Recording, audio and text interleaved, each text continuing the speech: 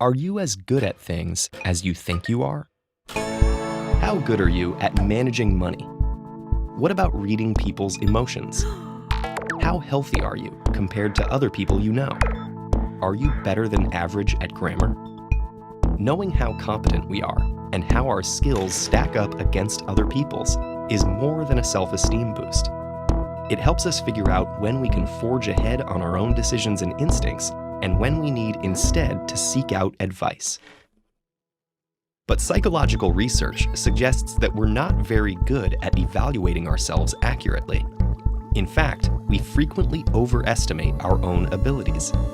Researchers have a name for this phenomenon: the Dunning-Kruger effect.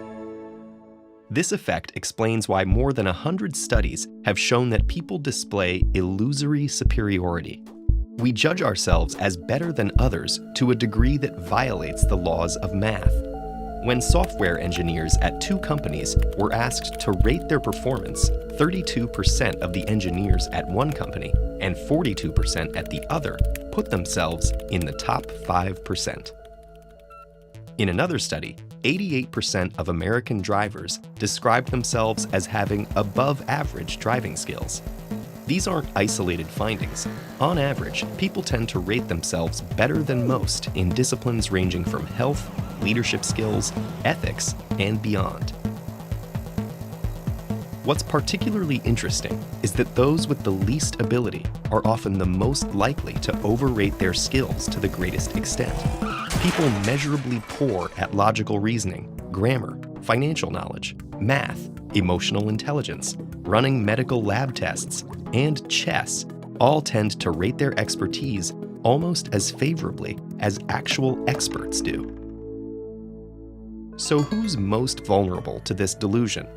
Sadly, all of us, because we all have pockets of incompetence we don't recognize. But why?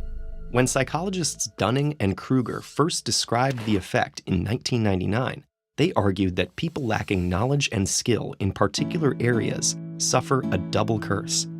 First, they make mistakes and reach poor decisions. But second, those same knowledge gaps also prevent them from catching their errors. In other words, poor performers lack the very expertise needed to recognize how badly they're doing. For example, when the researchers studied participants in a college debate tournament, the bottom 25% of teams in preliminary rounds lost nearly 4 out of every 5 matches. But they thought they were winning almost 60%. Without a strong grasp of the rules of debate, the students simply couldn't recognize when or how often their arguments broke down. The Dunning-Kruger effect isn't a question of ego blinding us to our weaknesses. People usually do admit their deficits once they can spot them. In one study, students who had initially done badly on a logic quiz and then took a mini course on logic were quite willing to label their original performances as awful. That may be why people with a moderate amount of experience or expertise often have less confidence in their abilities. They know enough to know that there's a lot they don't know. Meanwhile, experts tend to be aware of just how knowledgeable they are, but they often make a different mistake. They assume that everyone else is knowledgeable too. The result is that people, whether they're inept or highly skilled, are often caught in a bubble of inaccurate self-perception. When they're unskilled, they can't see their own faults. When they're exceptionally competent, they don't perceive how unusual their abilities are.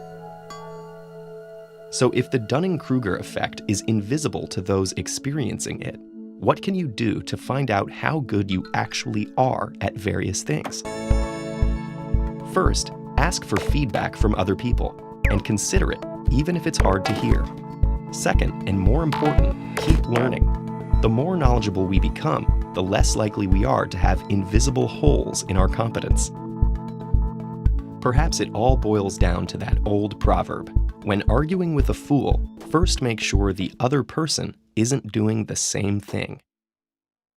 Did you enjoy this lesson? If so, please consider supporting our nonprofit mission by visiting patreon.com/TEDEd.